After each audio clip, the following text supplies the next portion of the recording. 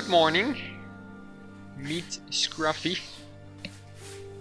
I found him the day before yesterday when I went to the Fireflies ashram in the Kanakapura area.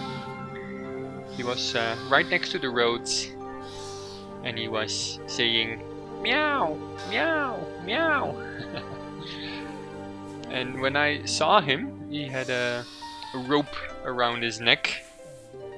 I really felt sorry for him, so I took him up.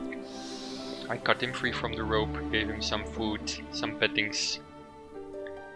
And it's a miracle, you know what love can do. That's why I believe that our work is so important. All the work we do at the Sustainable World Project is about bringing people experiences of love. And that changes everything. Nothing better than a cat to bring experiences of love.